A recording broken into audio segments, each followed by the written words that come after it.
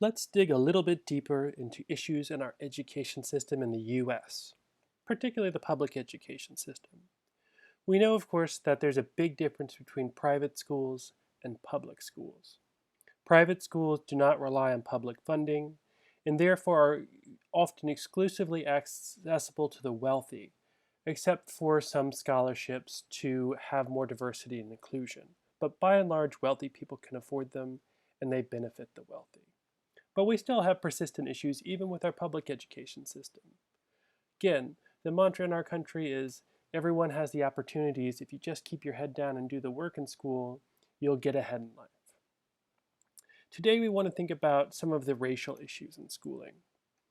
And to do that, I want to start with a little funny puzzle.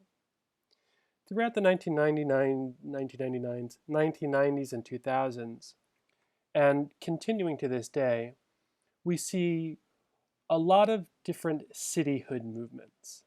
What that means is residents in a particular area or county get together and try to incorporate as a city. And what that means is they draw new boundary lines and say this city is Brookhaven or Olivertown or whatever. And everyone within it is now a resident primarily of Olivertown and not of Augusta Richmond County. We see this in Baton Rouge Parish in Louisiana, for example. And I'll post a video, a frontline video, that looks at just such a cityhood movement. In 2012, one of these successful movements was Brookhaven City. This is a city that was part of the broader DeKalb County in the Atlanta metro area, but they broke off from DeKalb and said, no, now we are Brookhaven. Why would they do this? Why are people trying to become a city? What's the big deal here? I'll tell you what it is. Money. Money, money, money, money. Money makes the world go round. Look at the different median income. In DeKalb County, the median income is around $52,000. That's a little higher than my income right now. But in Brookhaven, the median income, meaning the middle of all households, is $71,000. That means there's a lot more richer households in Brookhaven. Keep in mind the median's just the middle. That doesn't mean there's more. We're looking at the highest income, because what the middle shows us, the moving middle here shows us, is that there's more on the higher end as well, and the higher end is richer. What's the big deal? Well, Brookhaven in part wanted to become a city because those wealthier families didn't like their money, their tax money, going to poorer schools. Well, recall that we've said earlier that public schools are funded by property taxes. We all remember this? Yes, of course we do. What that means is that when a city incorporates from a larger county, then those property taxes are now collected by that city, not by the county. We could also look at the average race, and there's a fair amount of racial difference, and that's important as well. Not only were there more poor schools in DeKalb County, there were more poor majority black schools in DeKalb County. So by becoming a city, Brookhaven has said, we're not giving poor black folks our tax money. We're only going to pay to educate our nice white children. Studies have shown that cityhood movements tend to incorporate where there is racial difference, racial segregation. In other words, studies show that if it was poor white kids in DeKalb County, there wouldn't be as much impetus or drive to become a city. Segregation is still a huge issue in terms of housing, yes, but also in terms of our education. Of course, segregation used to be purely legal, meaning that black kids could not go into white schools. It was illegal. It was in the books. Now, with the civil rights movement, we got rid of legal segregation, but as we see from this chart, those schools that that have the most concentrated poverty, that's what C poverty stands for here, are intensely minority, meaning that they're mostly black schools. And this is across the entire US. The green line there, that's 15%, means they're intensely white. So most schools with concentrated poverty are not in white neighborhoods. 15% are, and these are most likely in whiter states in the country, places like West Virginia and, I don't know, probably some counties in New York. Those counties with no poverty or school districts, pardon me, tend to be more intensely white.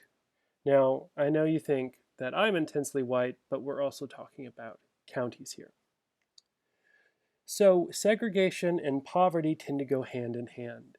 And as we said in the last lesson, this creates broad issues. This means that more black and brown kids are in schools that have less money, less resources, poorer facilities, broken down toilets, no gym, no band.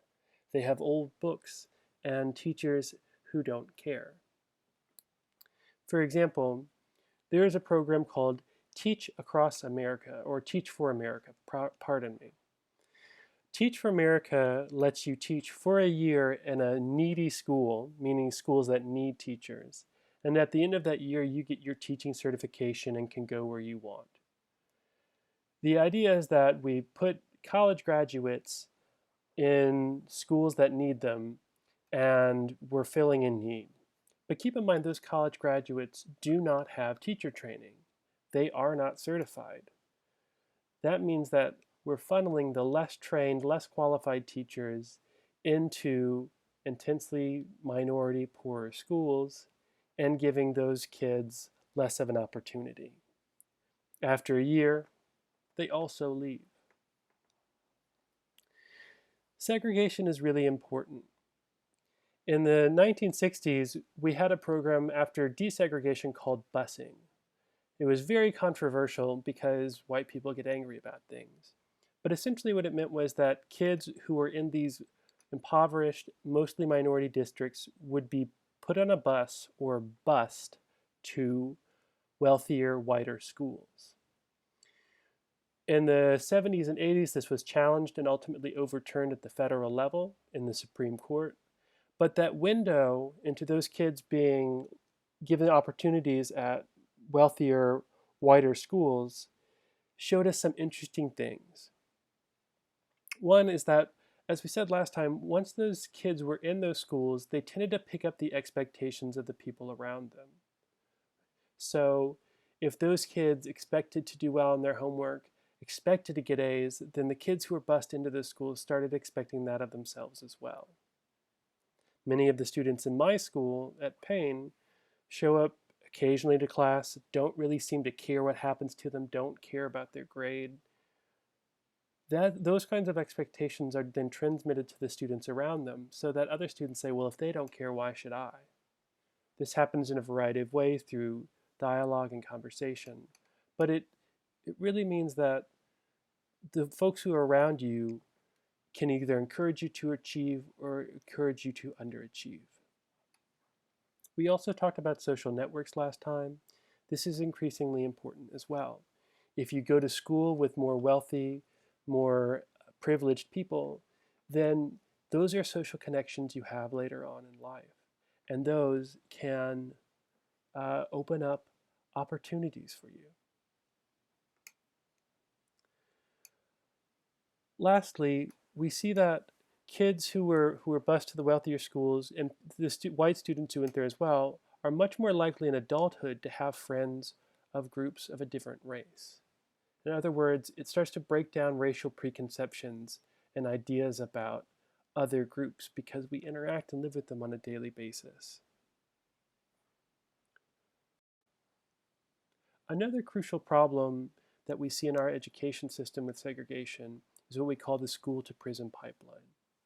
Studies show that every day that a student is suspended out of school, their overall GPA and likelihood of finishing the year drops.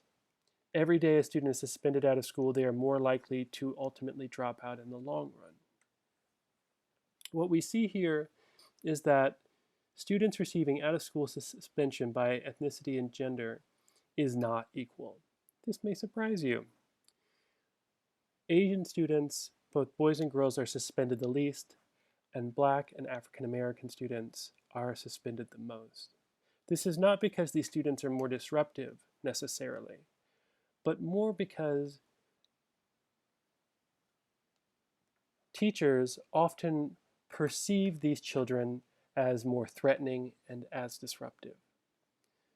Experiments have shown, for example, that when we give the same story of a student acting up in class, but we change the race to teachers, we give the story to teachers, that they're more likely to see the behavior as problematic if it's done by a Black student than by a white student. We also know that, for example, Black girls are often seen by people as being more adult and not being as childish. And in this way, they're often treated more as adults by their professors or by their teachers. And again, what this means is that disruptive behavior is seen as more problematic when it's done by Black students. So every one of the days that these students are suspended out of classroom matters. And this starts very early. Even in preschool, we see huge disparities in the amount of out-of-school suspension. Note, the first bar here shows us the overall enrollment. This is who's enrolled in school. The second bar on the chart shows us out-of-school suspension one time. That yellow block gets huge. 18% of students are Black, but 42% of suspensions. That's way out of proportion. 43% of students, overall enrollment, are white, but only 26% are suspended out of school. When we look at multiple out-of-school suspensions, those numbers for the white students don't change, but they go up again for Black students. So we're talking preschool. 4 and 5-year-olds are suspended out of school at much higher rates. And this leads to the school to prison pipeline. If you are treated as a problem, we know that you tend to absorb that message. You think you are a problem. If you're treated like a criminal, many times you start to think maybe that's what you are. So again, this is a practical issue. We've done desegregation before, and we've seen these positive outcomes: transmission of expectations, increased occupational opportunities and educational quality, and increased comfort with other racial groups. These are all good things. And yet, today we have no laws in the books. We have no policies that enforce desegregation. What are some ways that we could address this practically? What are some policies that could lead to better outcomes, to desegregation?